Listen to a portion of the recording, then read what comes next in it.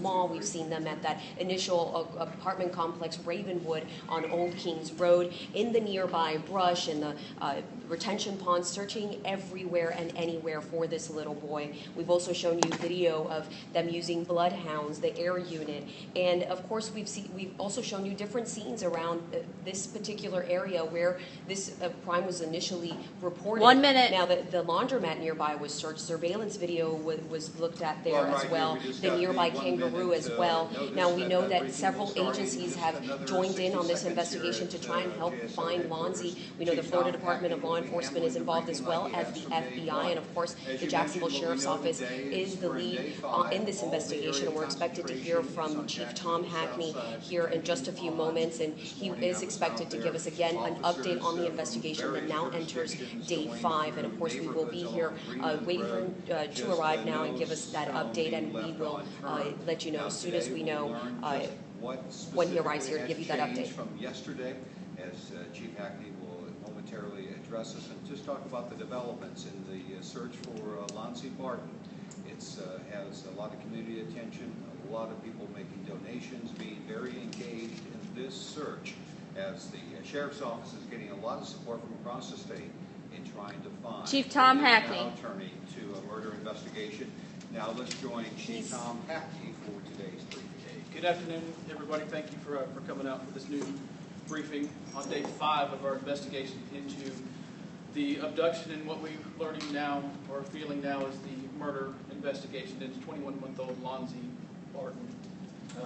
Before I go into some details about this, part of what we did yesterday during some search efforts, we recovered a body yesterday. Today, our search efforts have done the same thing. Unrelated, what we think, and we're still looking into this because it's still very fresh, a 2003 missing person case.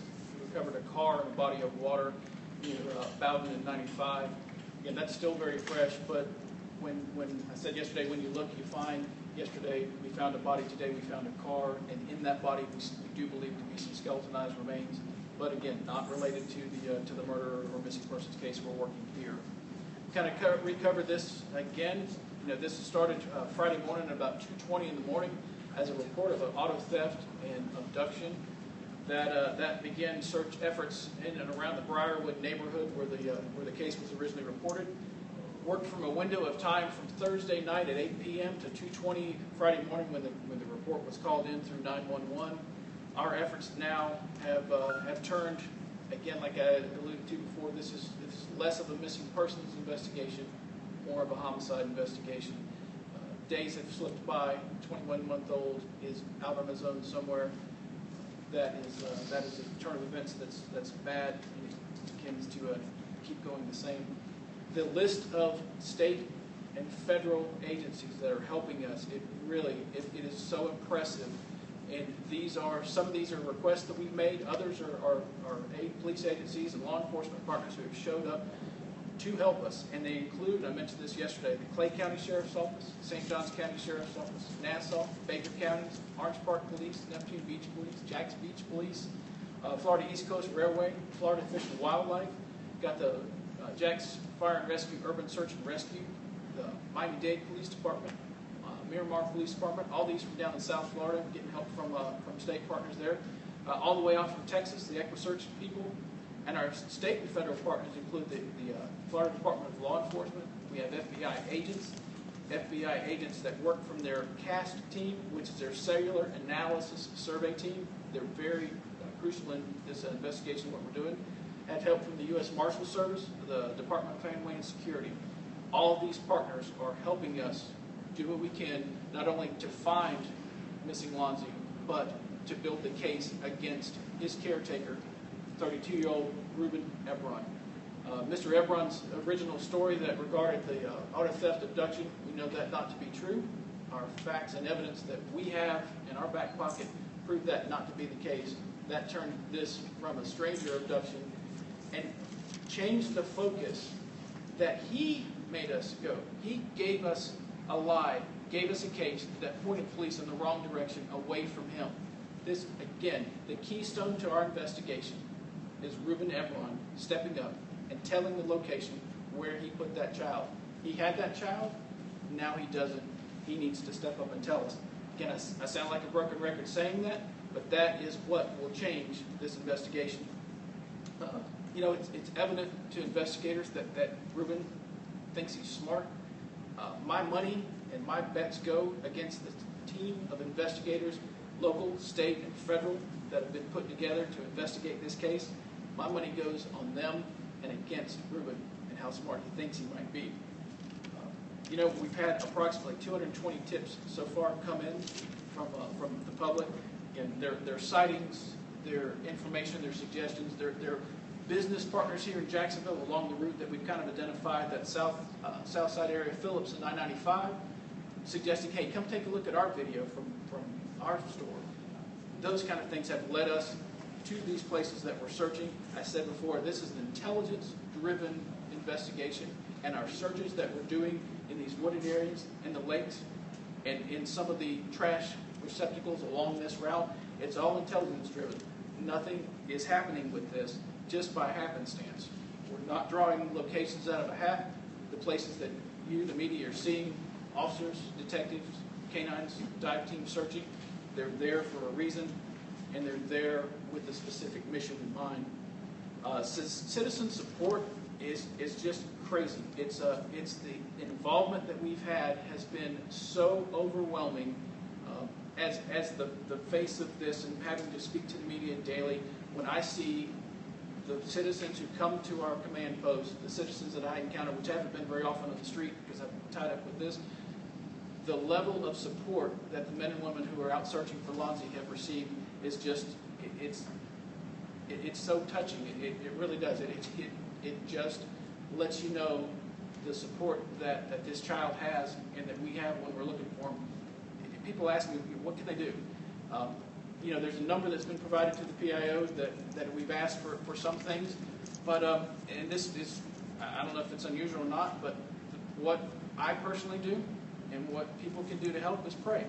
You know, I mentioned Sunday. Sunday, go to church and pray. Hey, it's Tuesday.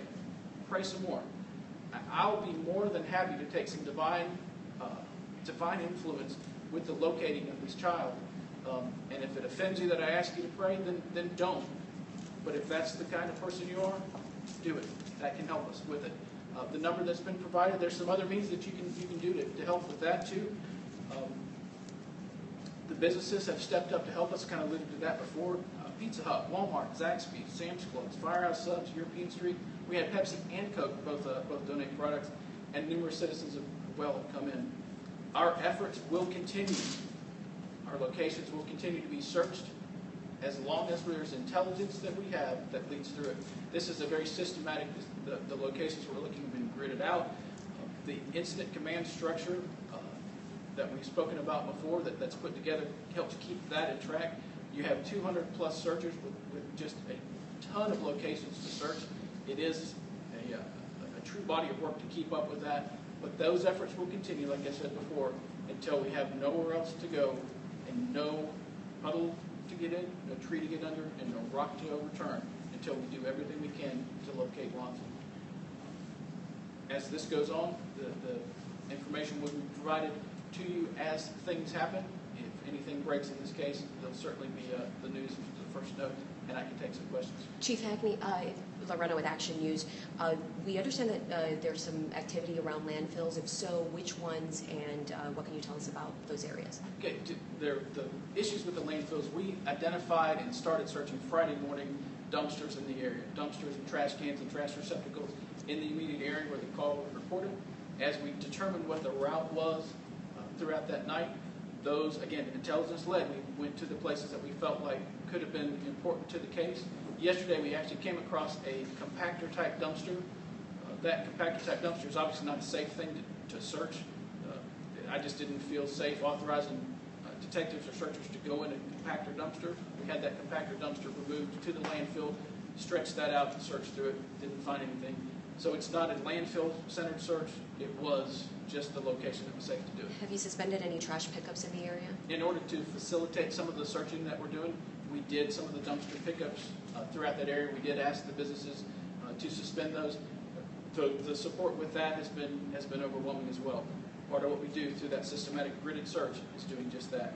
We have dumpster teams that have gone through, searched it, and we'll move on. Just in that area of the city, just in the southern part of the city, the dumpster? Dan, I wouldn't even throw it to that large area. We're hitting these specific areas that we think are related. And again, I said yesterday, there's a lot of things that investigators that I know that I can't share and really won't share, but know that the dumpsters and the areas that we're searching, they're intentional and we know why we're doing it. So It's just a change from an abduction investigation to a murder investigation. How has that affected the morale of the folks who are working on it? At the beginning, you're enthused to find a child alive. Now you're not. How are your officers handling that? What's that doing to them? Some couple people have asked me why I use the pronoun I as I've spoken to this. I use the I as I talk about this case because I care. I'm all in. I'm all in. Every bit of brain power that I have is putting forward to this. And I can tell you, each and every one of these officers, detectives, searchers that I've spoken to, the canine officers, have that same I mentality. I'm doing everything I can to find that child. And so we've moved less to finding that child alive, but just to finding that child. Taking that baby in whatever form he is and putting him back in his mother's arms is the motivating, driving factor that every one of these folks that are out here doing this is doing, that are braving the heat and braving the rain. That's why they're doing it. But it must wear on them. I mean, it must be wearing 5 days in steadily looking and not having great results. It's wearing, and I alluded to before, it's frustrating. It's frustrating because I know the answers, or at least I know where to get the answers from. And all these folks have that same thought and question of me. Well, if he knows, why didn't he tell? Honestly, I've got those very same answers. If he knows, why doesn't he tell? I said it before, speaking to his family members. If you talk to him, tug on those heartstrings, he's got the answer. He can stop this. He can solve this. He can, despite what he may face, he can make this stop right now and put that child back where that child belongs. When was the last time, Elizabeth Kimball, Channel 4, when was the last time investigators talked with Reuben Ebron, and what did that conversation consist of? We spoke with him, I believe, the day before yesterday. Days kind of run a little bit together. Again, I told you, I think he thinks he's smart. And there is a little bit of efforts that get made to, I don't know, mislead investigators or that. It's just not fruitful. I don't want to talk about anything else with Reuben or have my investigators talk about anything else with Reuben except where's the baby? Show me the body, show me the baby, and we can move on. And I don't, it's just wasted effort with some of the other things that he's done. Chief, you guys mentioned having family members come in and try to convince him. Have you guys tried bringing in Lana Larimore to try and talk to him at all? I don't want to, again, I sounding like broken records when I say these things. Our investigative efforts and tactics that we use to do that, it jeopardizes or could jeopardize the case that we're building against him now to discuss how I'm doing things and why we're doing things, and it's not fruitful. I said this before, please know that if there's a way legally that we can do what we need to do to solve this case and find this child, you can bet your baby we're doing it. Bishop, and Evans, Florida Star. Is there anything you could share with us that made you really look at him outside of the fact that he lied on the stolen trial report? Yeah, because he said he had the child. He's the one that had the child. If there was somebody else who may have had the child, I'd certainly look at them, but he's the guy that had him. You're the guy that has him, you're going to look at him. And if there's some other way to look, we would, but you can't tell us lies and expect us to believe you later. Chief, only so much territory down there. How far are you along, or I guess how much more can you really do? We're progressing well, Roger, through the areas that we have to look and what we need to do. I won't say we're getting close, but we're getting a whole lot closer to being. I said this, and it's a bit confusing the way I said it. I know where he's not. I know the certain lakes and wooded areas that he's not in because we've searched those. So that narrows our focus down. The gridded area, we can check that gridded section off the list. And as we go through those, until more intelligence comes that we have somewhere else to look, I'm not there yet, but we're getting towards that. What piece of information from the public would be most helpful? I guess maybe the sighting of his car in that area, or is there something that you say, wow, this would really help us outside of getting information from Ebron? That's kind of the hard part is, and I asked this yesterday, we've got such a tight little window from 8 p.m. Thursday to 2:20 a.m. Friday. It's a very distinctive car. The businesses have been helpful. Like I said, asking us, hey, come look at our video, see if it's relative to it. We have a route that we think is down either 95 or Phillips Highway or somewhere down there south. But investigators have done that themselves. If there is somebody who happened to be out at that time of night that maybe saw that car, we have an idea. Again, the FBI has been great with the information that they've been able to provide us, that CASKS team, and taking that cell phone data and using their federal resources. These are smartphones, and they are smart for a reason. They have a lot of information on them. So we kind of get an idea of where he is and where he's been. But there's things that maybe haven't come up. So if during that window, and again, I hate to say it, I'm not interested from before, but that period of time, if you saw that orange Honda with that black hood, with him driving it, I'd like to hear from him. When he first goes news, how big is that gap in your timeline from 8 to 2 that you're not sure where he was? Is it 2 hours, 1 hour, 30 minutes? It's a couple hours of time that I would better like to account for than a minute or two. So today, will those search efforts continue in that south side area of 295 Phillips Highway? Do you plan on expanding anywhere outside of there? We're going through that methodical list of those gridded locations in that south side Phillips Highway area. As that continues, we're working towards a conclusion in that particular area. May change focus a little bit as some other information, like I said, from the federal assets that we have that develop that can refocus our efforts and start that. But for now, we'll be down there. We understand that the young fellow here is related to Haley Cummings. What do you know about that? Does that play any part? Is there any? I mean, it's it's a big coincidence. It seems like a sad, unfortunate coincidence. It doesn't solve this case here. But there is a relative. Again, I've seen the same thing that I believe a lot of folks have in the media, that there's some relationship. I've not had that direct contact with the family personally to say yes it is, so I hate to confirm things I don't know. Can you describe the nature of the tips a little more detail that you're getting? 220 tips that you've gotten? Some of them they come with a picture attached that see a little blonde-haired boy around that same time frame. It's got to be him. Mom's been pretty helpful with pointing those photos out and looking to say, nope, that's not him. That sort of thing. There's been a lot of suggestions, a lot of folks seeing some things and kind of asking through some of those tips. It's not the greatest use of the tips, but it's citizen involvement nevertheless. Asking, have we done this? Have we done that? Maybe we should look there. Maybe we should look here. Open to suggestions to the point. I don't like the idea of changing the focus of what investigators are doing, but hey, anything to solve this case, bring it on. And Lana's been helping you. Yeah, absolutely. She has been helping you. Absolutely. Chief Tom Stallings from Channel 4. How big was the initial search grid, and how much of it have you covered? They've had a couple of different initial search grids, one around the location where they lived in Briarwood, and another one that was developed as our information started coming in on the south side.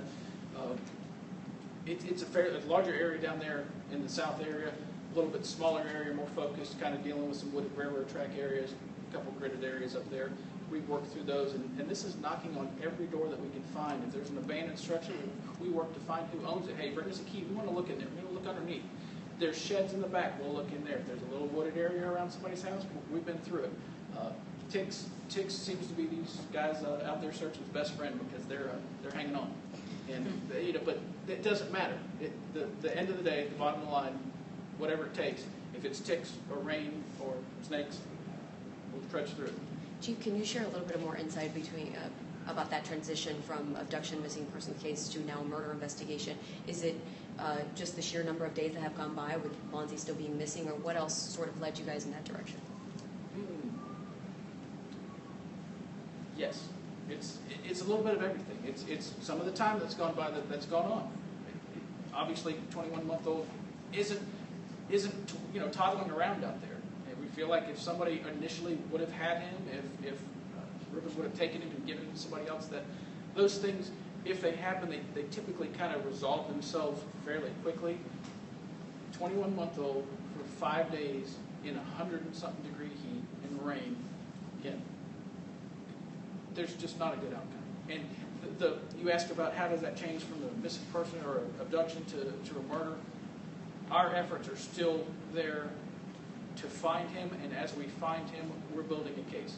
And the case, for whatever it is what this is in the outcome. I know you couldn't give any details on Lonzie's mother visiting Ebron, but can you discuss if there have been any other visitors trying to help you out and, like you mentioned, tug at those heartstrings and try and get information from him? There was an effort for a media interview yesterday that at his request, and that got set up, and then that got canceled as well. Again, thinks he's a pretty smart guy. When he first said, did you confiscate the car and were able to find any helpful evidence from the car? We have the car. We've searched and processed the car. We have some results back and are still waiting for some others to come back. Does that car have a black box in it? Some of those cars will have black boxes to tell you if they're moving or not moving at certain times. I don't know the specific answer to your question, but typically those black boxes are dealing with events that deal with crashes, and it'll record a period of time before the initial event or the event that causes that black box to record it. So if the car is just driving, it's of little to no value, but hey, it's another road we can go down. Well, tell us a little more about that request for a media interview. What was that? What happened? He came to you and sort of, He made a request probably through his family, and I'm not 100% sure of that, for a request to be interviewed by the media. That was arranged by our policy to something that can be done. We facilitated that happening, and his choice at the last minute was to not do it, and be that through his own volition or he and his attorney's volition. Again, he's got constitutional rights just like we all have, and he has that right to. But he asked a specific outlet, a specific. Yeah, he asked for a specific reporter with a specific outlet, and that's what we did to accommodate. Can you tell me the time frame from when he said he wanted to do that interview and then when he canceled? How long did it take him for him to say that he had changed his mind? It was within a few hours, but those kind of details may be interesting, but that kind of thing doesn't lead me to finding the body. Chief, now that, he knows obviously that he's a suspect in this case, how confident are you that he's going to give you the answers he wants, knowing that he's the prime suspect here? He from what we saw with his father's interview, he tells his father a certain story. That certain story isn't exactly the same that he tells us. And again, my money goes on the investigators and what we're going to find. He doesn't seem like he has the wherewithal to do what's right, no matter who asks him or what it is. So my faith in him, it's not there. How much of the coverage that's of this case has he been able to see? I doubt very little. You don't have televisions in the jail. He has been in police custody, either voluntarily at first or until he was charged since his initial report. I don't know if any time he's got to read a paper or watch TV. Chief, without sounding like a broken record, using your words, we know he's your prime suspect. Is he the only suspect? At this point in time, he's the only one. He's the man with the answers. He's the man that had the baby, and he's the man that needs to give him the answers. could you tell us a little bit more about the timeline? We know that Kangaroo gas station caught him around 12:33, and then the laundromat, we know that he had gone there the night before, but any other gaps that he's been able to fill, and do you know if he's made more than one 911 call when he initially reported Lonzie missing? Yeah, I can discuss that because it's not relative. He made an attempt within a 2-minute time frame from the actual 911 call that he had. It was a failed attempt at 911 at, I believe, 2:17 in the morning. Went back and initiated the call that went through at 2:19 in the morning. So you've got that 2-minute time frame. His story is that his cell phone was out of battery. When we found it, it was recharged to it, and he went back to use a different cell phone. We need support, and as things happen, we'll come back with you. Thank you. Thank you. Thank you.